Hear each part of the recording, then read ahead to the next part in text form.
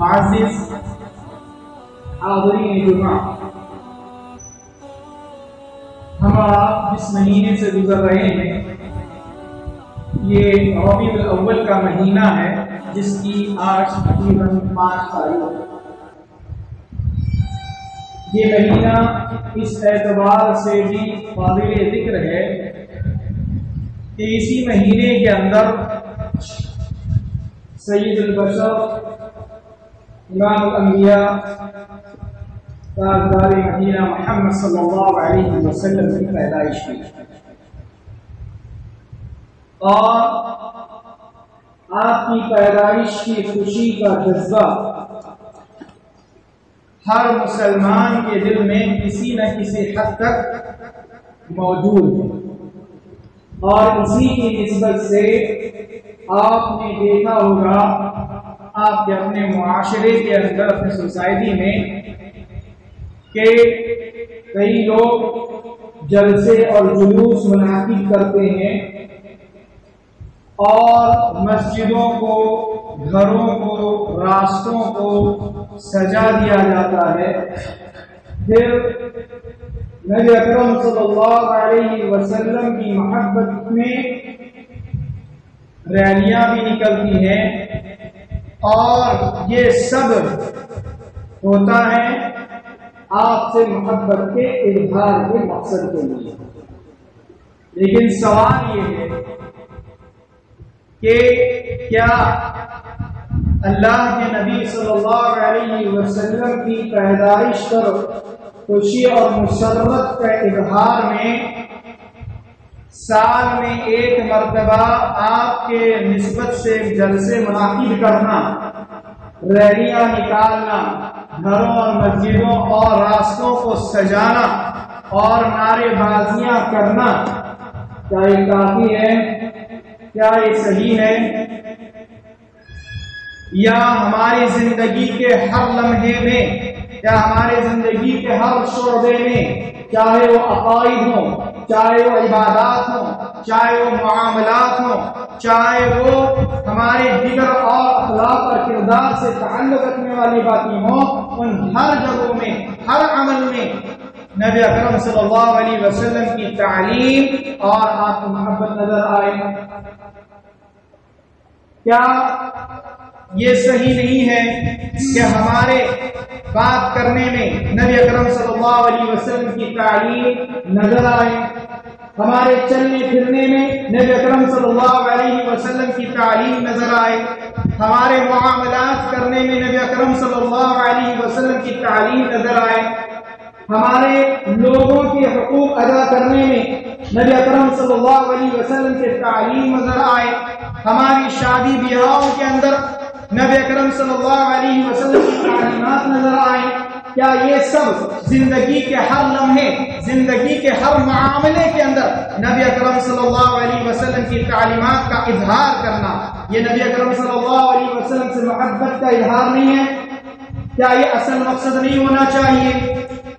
بجائے یہ کہ ہم سال میں ایک مرتبہ جلسے جلوس نکال کر لوگوں میں اس بات کا اعلان کروائیں کہ ہم نبی صلی اللہ علیہ وسلم سے محبت کرتے ہیں، اصل چیز اظہار محبت نہیں ہے۔ یاد رکھیں، محبت نبی اکرم صلی اللہ علیہ وسلم سے کرنا یہ ہمارا ایمان ہے۔ اگر نبی اکرم صلی اللہ علیہ وسلم کا محبت کا جذبہ ہمارے دلوں میں نہ ہو، یہ آدمی مومن نہیں ہے۔ لیکن محبت اصل لازم کرتی ہے اطاعت کو، بغیر اطاعت کے جذبے کے محبت کا دعویٰ جھوٹا ہے۔ یہ میں نہیں کہہ رہا، اللہ رب العالمین نے قرآن مجید میں خود فرمایا، قُلْ إِن كُنتُمْ تُحِبُّونَ اللَّهَ فَاتَّبِعُونِي۔ اللہ تعالیٰ کہہ رہا کہ نبی کہہ دیجیے لوگوں سے، اگر تم اللہ سے محبت کرتے ہو میری اتباع کرو۔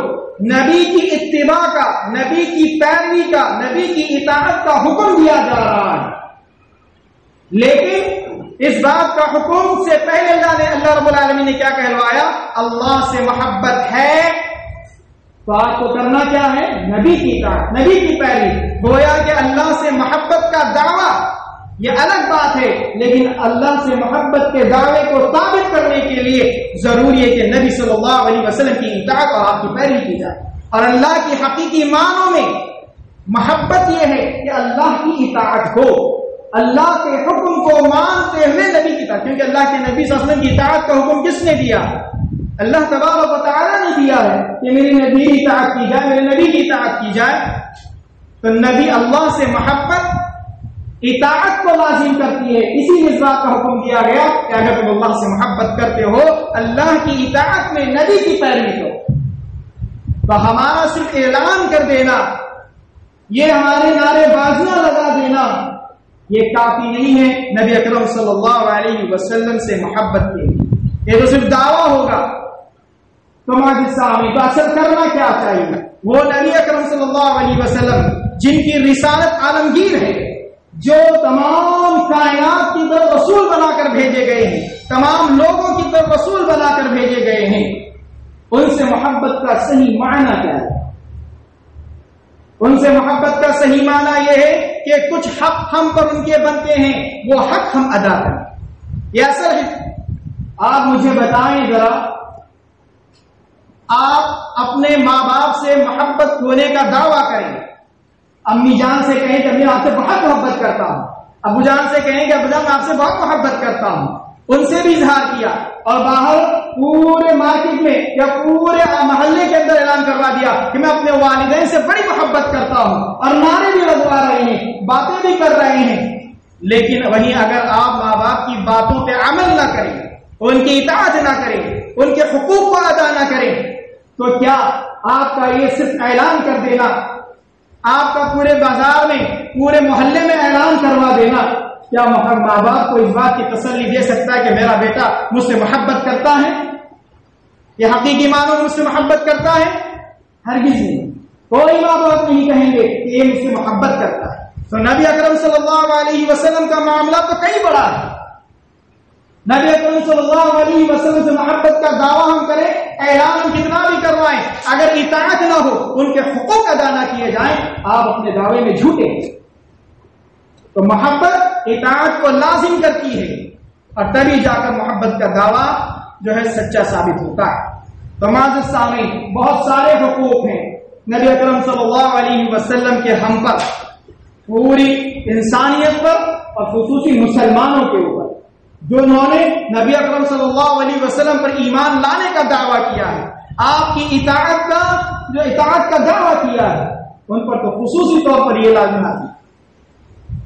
نمبر 1، نبی اکرم صلی اللہ علیہ وسلم کو اللہ کا بندہ اور اس کا رسول مانا جائے.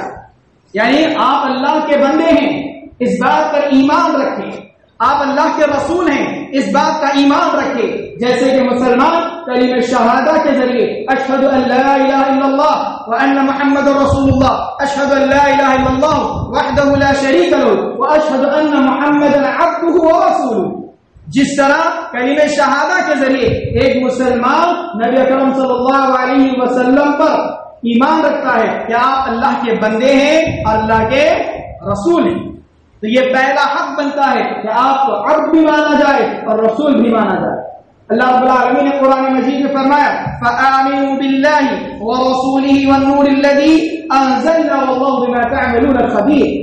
اللہ نے فرمایا کہ لہذا اللہ پر ایمان لاؤ، رسول پر ایمان لاؤ، اور جو چیز اس کے ساتھ یعنی جو نور ان کے ساتھ نازل کیا گیا ہے، ان پر نازل کیا گیا ہے، اس پر ایمان لاؤ.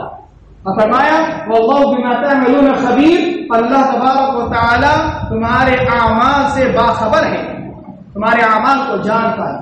اسی طرح اللہ رب العالمین نے قرآن مجید میں ایک اور جگہ بھی فرمایا قل یا ایھا الناس انی رسول اللہ الیکم جمیعا. اے لوگوں، اے نبی صلی اللہ علیہ وسلم آپ کہہ دیجیے لوگوں سے میں تم سب کی طرف، اے لوگوں میں تم سب کی طرف رسول بنا کر بھیجا گیا ہوں. الذی لہ ملک السماوات والارض، اس اللہ کی طرف سے جو آسمانوں اور زمین کی بادشاہت کا مالک ہے.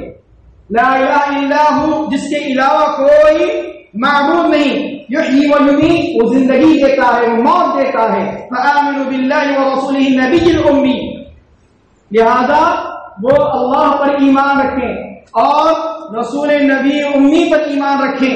الذی یؤمن باللہ وکلماتہ، جو نبی خود اللہ پر ایمان رکھتا ہے، اس کے کلمات یعنی اس کے کلام، اس کے باتوں پر، اس کے ارشادات پر ایمان رکھتا ہے، واتبعوہ، تو لہذا اسی کی اتباع کرو، اسی کی پیروی کرو، لعلکم تہتدون، امید ہے کہ امید ہے کہ تم ہدایت یافتہ ہو جاؤ گے، صحیح راہ پر آ جاؤ۔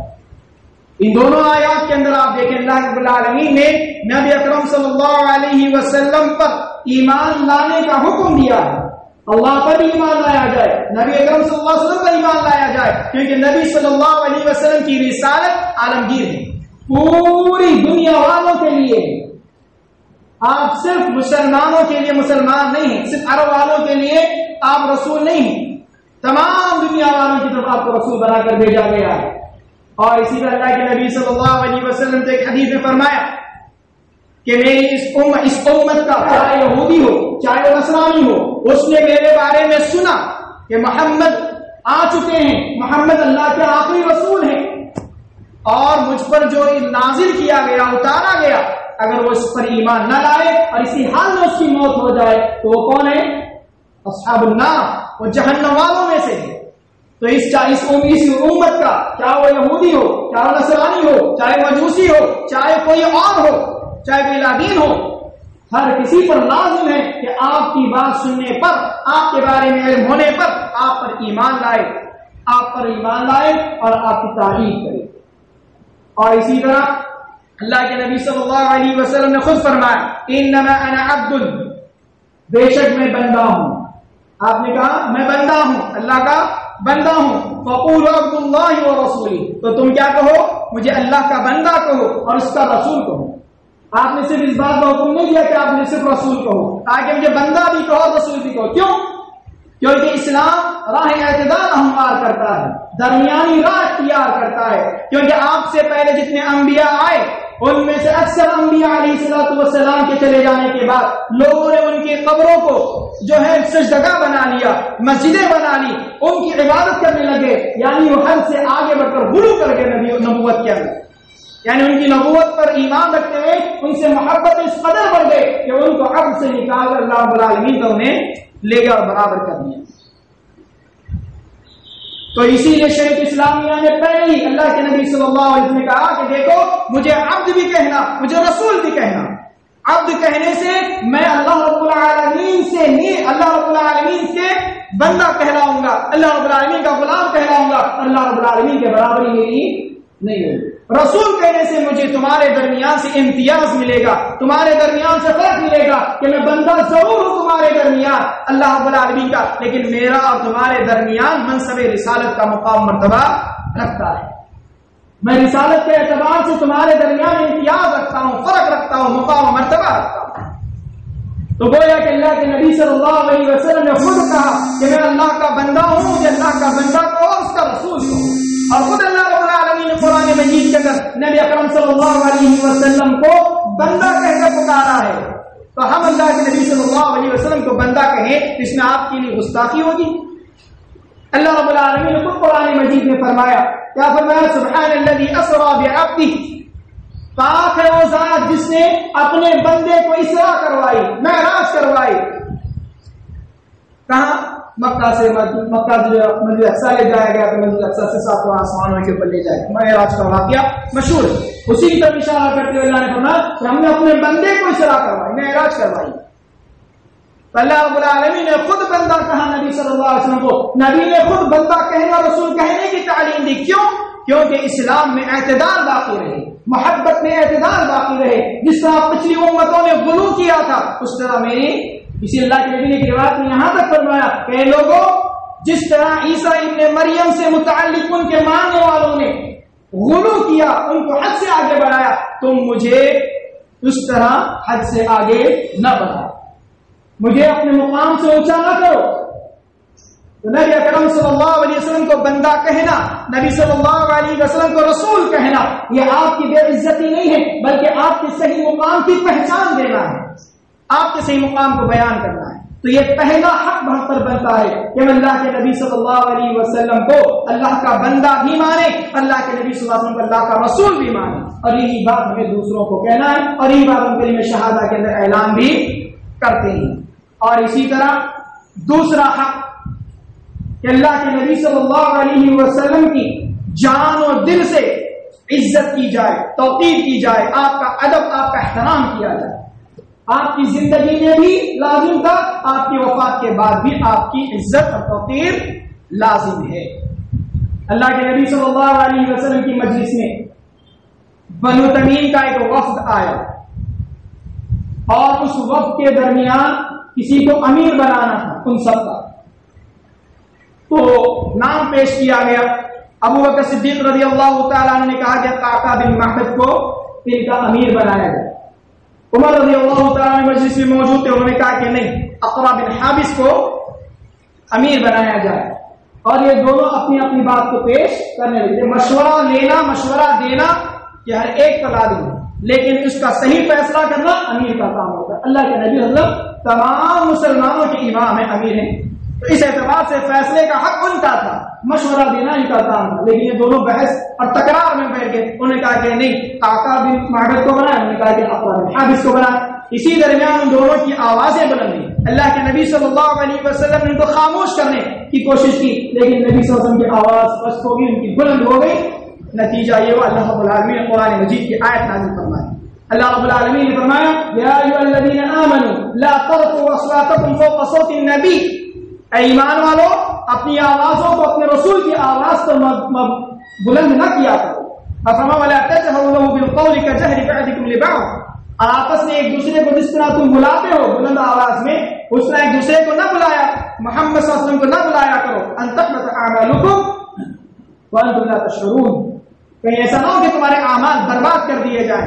جو اعمال تم نے کیے، نماز، روزے، زکات، صدقہ و خیرات، جو اعمال تم نے کیے، ایسا نہ ہو کہ تمہارے اعمال برباد ہو جائیں، ان کی کوئی ویلیو باقی نہ رہے اور تمہیں اس بات کا شعور بھی نہ ہو، تمہیں پتہ بھی نہ چلے میرے اعمال برباد.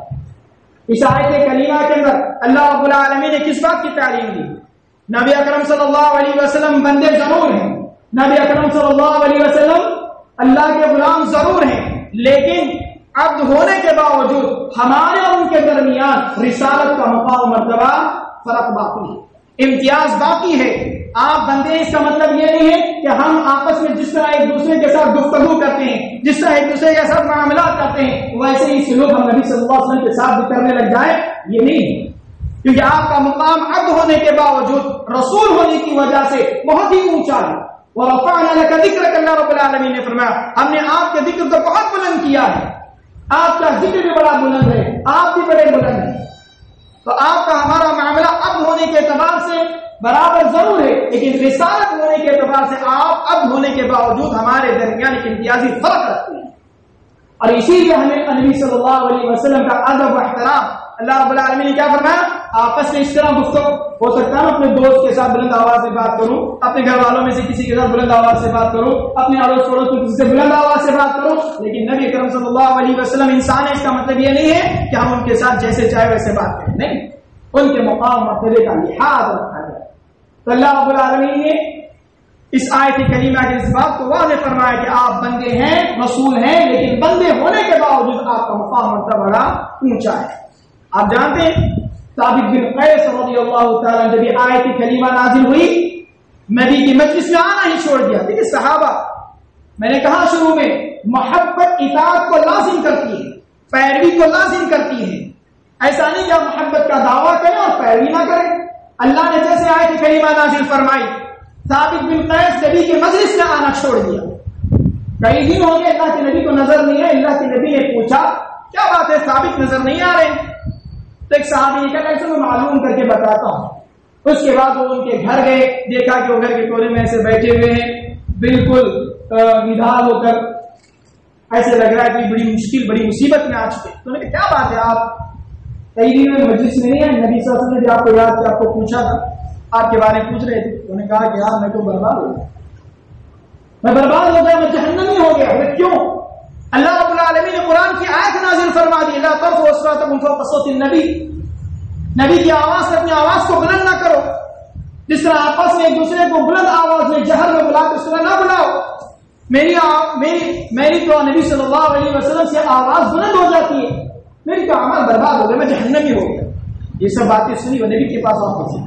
پھر اللہ کے رسول ثابت اس طرح کہہ رہے ہیں اللہ کے نبی صلی اللہ علیہ وسلم نے کہا کہ ارے انہیں کہو جا کر وہ جہنمی نہیں ہے، وہ تو جنتی ہیں، انہیں جنت کی بشارت دو تاکہ وہ جنتی ہیں۔ ثابت بن قیس، آپ صلی اللہ علیہ وسلم دیکھیے ان کی آواز حقیقت میں فطری طور پر نیچرلی ان کی آواز بلند تھی۔ کچھ لوگوں کی ہوتی ہے ہمارے دل میں بڑی موٹی آواز ہوتی، بڑی بلند آواز، سلو بھی بات کریں ایسا لگتا ہے چلا کر بات کر رہے ہیں یا زور سے بات کر رہے ہیں، تو ان کی آواز اسی طرح، لیکن اس کے باوجود کس قدر احترام نبی اکرم صلی اللہ علیہ وسلم کا اور اللہ رب العالمین کے حکم کا کہ انہوں نے مجلس میں آنا ہی چھوڑ دیا۔ آج ہمارے اور سامنے کتنے فرامین ہیں اللہ رب العالمین کے اور ہم اس پہ کتنا عمل پیرا ہیں، لیکن پھر بھی محبت کا دعویٰ ہمارا برقرار ہے کہ ہم نبی سے محبت کرتے ہیں۔ آپ صلی اللہ علیہ وسلم صلح حدیبیہ آپ کو پتہ ہی ہوگی، عمرہ کرنے کے لیے صحابہ نکلے تھے، راستے میں روک دیا قریش والوں نے، کہا کہ اس سال ہم عمرہ نہیں کریں گے۔ صلح حدیبیہ ہوئی تھی 6 ہجری کے اندر تقریباً۔ اس وقت نبی اکرم صلی اللہ علیہ وسلم کی طرف جو ہے قریش والوں کی طرف سے ایک نمائندہ بنا کر بھیجا گیا، یعنی وکالت کرنے کے لیے ہمارے طرف سے آپ بات کریں، اور عروہ بن مسعود الثقفی رضی اللہ تعالی عنہ۔ اب یہ مشرک تھے اس وقت جو انہوں نے نبی صلی اللہ علیہ وسلم کے صحابہ کو نبی صلی اللہ علیہ وسلم کے ساتھ کیے گئے سلوک، ان کا ادب، ان کا احترام، ان کی توقیر، ان کی عزت، ان کی تعظیم جو کرتے ہوئے دیکھا، ان کے دل پر کتنا اثر ہوا۔ آپ سوچیں وہ جب واپس گئے صلح کے بعد تو قریش کے درمیان انہوں نے باتیں بتاتے ہیں، میں بڑے بڑے بادشاہوں کے دربار میں گیا ہوں، قیصر کے پاس گیا ہوں، کسریٰ کے پاس میں، بڑے بادشاہ تھے اس دنیا اس وقت۔ آج جس طرح سپر پاور دنیا میں ہے، کون سی کنٹری کو کہتے ہیں سپر پاور؟ ہاں، معیشت کے اعتبار سے جو بہت بلند ہے اسے کہا جا رہا ہے، اور وہ کیا ہے؟ امریکہ۔ اس زمانے میں قیصر اور کسریٰ ایک بڑی سلطنتیں تھیں، ان کے سامنے کوئی نہیں ٹک پاتا تھا۔ وہ کہہ رہے کہ میں قیصر اور کسریٰ جیسے بادشاہوں کے دربار میں گیا ہوں، نجاشی کے دربار میں گیا ہوں، لیکن اس کے جو ساتھی ہیں، اس کے جو مشیر ہیں، میں نے اتنی تعظیم جتنی محمد کے ساتھی محمد کی کرتے ہیں کسی اور کو کرتے ہوئے نہیں دیکھا صلی اللہ علیہ وسلم۔ کیا بات ہے، کیا بات؟ گھر سے پوچھیں گے ایسا کیا دیکھا تم نے؟ پوچھا ہوگا انہوں نے بتایا، کہا کہ میں نے دیکھا ارے محمد وضو کرتے ہیں صلی اللہ علیہ وسلم، ان کے وضو کا پانی نیچے نہیں گرتا ہے بلکہ ان صحابہ میں سے کسی ایک کے ہاتھ پر گرتا ہے، وہ تھوکتے ہیں کھٹار کر تو وہ تھوک زمین پر نہیں، ان کے ہاتھوں میں سے کسی ہاتھ پر گرتا ہے، پھر وہ اپنے ہاتھوں پہ، اپنے جسموں پہ، اپنے چہروں پہ مرتے ہیں۔ وہ ابھی حکم دے رہے ہوتے ہیں، فوراً اس حکم کی تعمیر ہو جاتی ہے، لوگ ان کے سامنے کھڑے ہوتے ہیں، کندھے جھکے ہوئے ہوتے ہیں، بات کر رہے ہوتے ہیں، باتوں کی آواز میں پستی ہوتی ہے۔ اس قدر تعظیم کرنے والا، اس قدر ادب کرنے والا، اس طرح کی عزت کرنے والا جتنا میں نے آپ کے صحابہ کو دیکھا ہے اتنا میں نے کسی بادشاہ کے ساتھیوں کو نہیں دیکھا۔ کیا اثر تھا؟ اس بات کا اثر لے کر گئے تھے نبی صلی اللہ علیہ وسلم کی تعلیم و توقیر، صحابہ حد درجہ کیا کرتے، اور جب آیت نازل ہوئی اس کے بعد سے تو عمر رضی اللہ تعالیٰ جب نبی کے سامنے بات کرتے، صحابہ کہتے ہیں کہ نبی کو دوبارہ کہنا پڑتا، عمر کیا بول رہے ہو، دوبارہ کہو، سنائی نہیں دے رہا، اتنی دھیمی آواز بات کر رہے۔ یہ ہوتی ہے اصل معنوں میں محبت۔ تو ایک دوسرا حق ہم پر بنتا ہے، پہلا حق نبی صلی اللہ علیہ وسلم کو اللہ کا بندہ مانا جائے، اس سے حد سے نہ بڑھایا جائے، اور آپ کو رسول مانا جائے کیونکہ آپ کے رسالت کا مقام بہت اونچا ہے، دنیا میں سب سے بڑا منصب کیا ہے؟ رسالت کا منصب۔ پھر اس کے بعد دوسرا، آپ کی عزت، آپ کی توقیر، آپ کا ادب، آپ کا احترام آپ کی زندگی میں بھی اور آپ کو وفات کے بعد بھی ہم پر لازم ہے۔ اور تیسرا حق کہ آپ سے حد درجہ محبت کی جائے۔ حد درجہ محبت کا مطلب کیا ہے؟ انسان سب سے زیادہ محبت اپنے نفس اور اپنے خواہشات سے کرتا ہے۔ جب نبی کا کوئی حکم سامنے آ جائے اور آپ کا نفس کچھ اور کہہ رہا ہے، آپ کا نفس، آپ کی خواہش اس کے مخالف بات کر رہی ہے، آڑے آ رہی ہے، تو ایسے میں اپنی خواہش کو، اپنے جذبات کو، اپنے نفس کو بازو میں رکھتے ہوئے نبی اکرم صلی اللہ علیہ وسلم کی بات کو مان لینا، یہ حقیقی محبت ہے، حد درجہ محبت کہنا، اپنے نفس سے بھی زیادہ۔ عمر رضی اللہ تعالیٰ نبی صلی اللہ علیہ وسلم کے ساتھ تھے، کہا کہ اللہ کے رسول میں ہر چیز سے بڑھ کے آپ سے محبت کرتا ہوں، ہر چیز سے بڑھ کے مجھے آپ سے محبت ہے، لیکن میرا اپنا نفس ہے، مجھے اپنے آپ سے بڑی محبت ہے، باقی سب۔ اللہ کے نبی نے کہا عمر آپ مومن نہیں ہیں، آپ ایمان والے نہیں، ایمان کی نفی کر دی اللہ کے رسول۔ پھر انہوں نے کہا اللہ کے رسول اب تو آپ میرے نزدیک میرے جان سے بھی زیادہ محبوب ہیں۔ اگر اللہ یا عمر اب تو مومن۔ آپ بتائیے ہمارا کہاں ہے معاملہ؟ کیا ہم مومن ہیں؟ ہم مومن ہیں؟ سوچ کر دیکھیں، اپنی زندگیوں کو ٹٹولیں، کیا ہم مومن ہیں؟ ہمارے اپنے جذبات، ہماری اپنی خواہشیں نبی اکرم صلی اللہ علیہ وسلم کے حکموں کے آڑے نہیں ہیں؟ ہم کس کو ترجیح دیتے ہیں؟ کس کو پرائرٹی دیتے ہیں؟ اپنے خواہشات، اپنے جذبات کو یا نبی اکرم صلی اللہ علیہ وسلم کے فرامین کو؟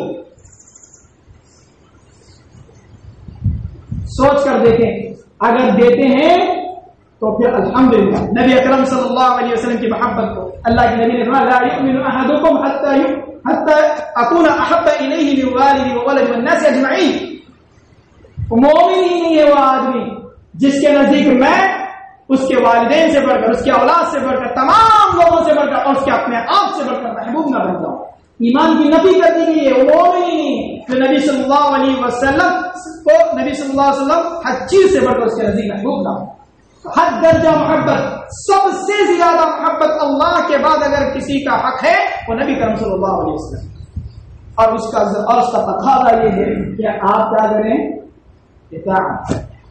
تو یہ آپ محبت کرتے ہیں کہ نہیں کرتے ہیں، اس کا معیار آپ کے جذبات اور نبی کا فرمان کے درمیان جب ٹکراؤ ہو، آپ دونوں میں سے کس چیز کو چنیں گے وہ بات ڈیسائیڈ کرے گی کہ آپ کا محبت کتنی سچی ہے۔ اور اسی طرح چوتھا حق نبی اکرم صلی اللہ علیہ وسلم کا کہ آپ کو اپنی زندگی کے اندر، اپنی زندگی میں آئیڈیل مانا جائے، اسوا مانا جائے، بہترین اسوا، سب سے بہترین اسوا، سب سے بہترین آئیڈیل۔ آج اگر معاشرے میں ہمارے نظر دوڑائی جائے، چاہے ہمارا کھانا پینا ہو، ہمارا لباس ہو، چاہے ہمارے معاملات ہوں، اگر آپ نظر دوڑائیں تو آپ کو پتہ چلے گا کہ ہم نے کس کو اسوا بنایا ہوا ہے۔ ہمارے نزدیک سب سے بہترین آئیڈیل کون ہے؟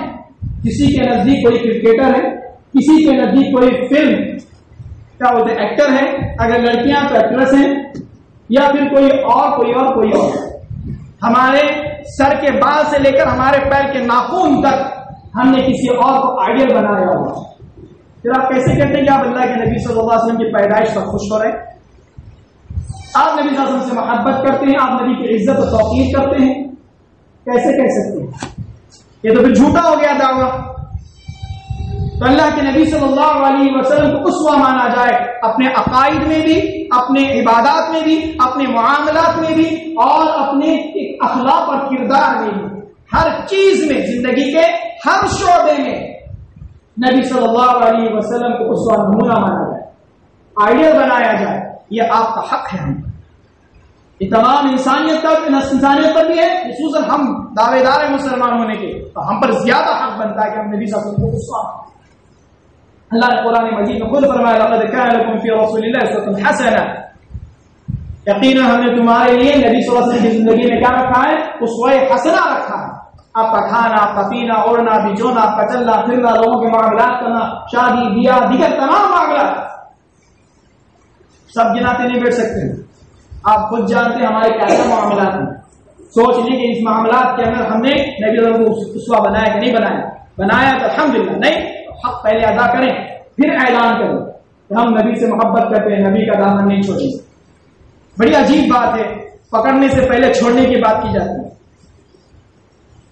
ایٹ لیسٹ پہلے پکڑا تو جائے، پھر وہ لوگ چھوڑیں گے نہیں۔ کسی کا ہاتھ پکڑا ہی نہیں آپ نے، میں چھوڑوں گا نہیں، تو یہ بیوقوف ہے، پہلے پکڑ تو صحیح، بات میں میرے کو نہیں چھوڑنا۔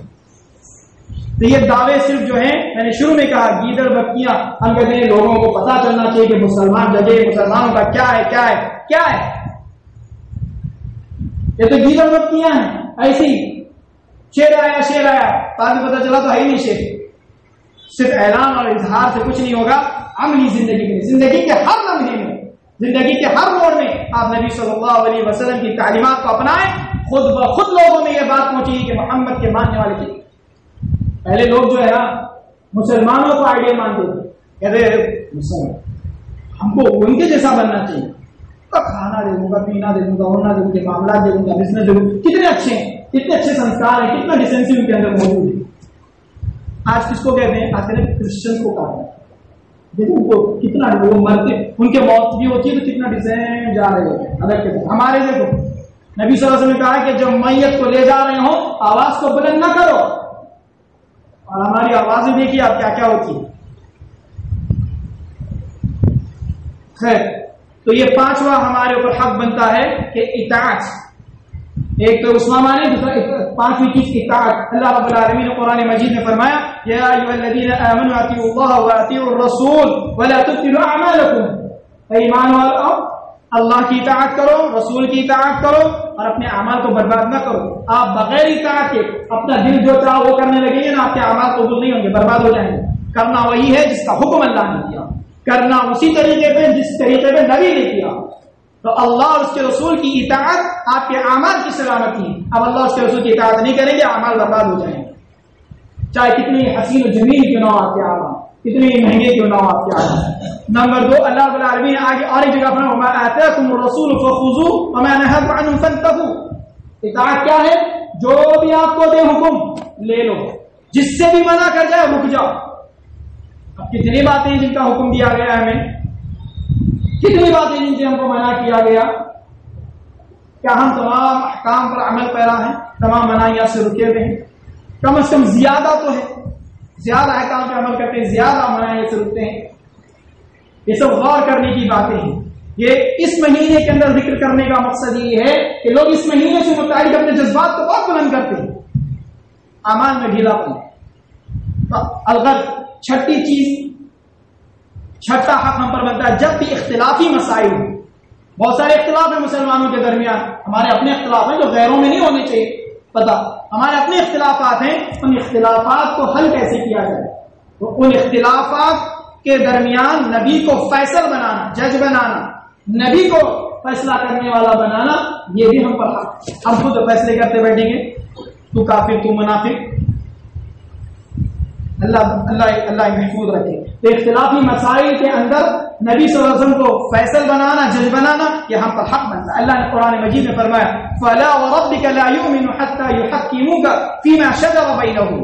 اللہ نے فرمایا کہ قسم ہے تیرے رب کی. اللہ نے قرآن مجید میں اپنی قسم کھا کر کبھی بات نہیں کی. یہ پہلی آیت ہے کریمہ جہاں اللہ رب العالمین نے اپنی قسم کھا کر بتایا فَلَا وَرَبِّكَ, قسم ہے تیرے رب کی. کیا کہہ رہا ہے, لا یؤمنو, وہ آدمی مومن نہیں. ایمان کی نفی ہو رہی ہے, کس کی, حتی یحکموک فیما شجر بینہم, آپسی جو اختلافات, جو آپسی جھگڑے ہیں, ان جھگڑوں کے حل کے لیے آپ کو حاکم نہ بنایا جائے, آپ کو فیصل نہ بنایا جائے, آپ کو جج نہ بنایا. وہ مومن نہیں ہے.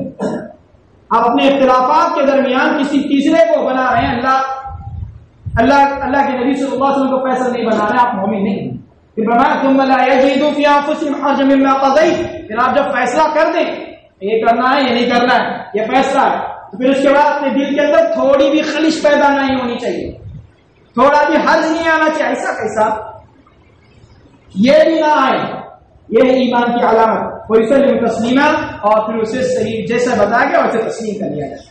یہ بھی ہمارے اوپر حق بنتا ہے جھٹکا, اختلافی اور جھگڑے والے مسائل ہیں ہمارے, ان کو حل کیا جائے نبی صلی اللہ علیہ وسلم کو فیصل بنا کر. اور نبی صلی اللہ علیہ وسلم تو اب موجود ہے نہیں ہمارے درمیان فیصلہ کرنے جیسے صحابہ کے درمیان کیا کرتے تھے.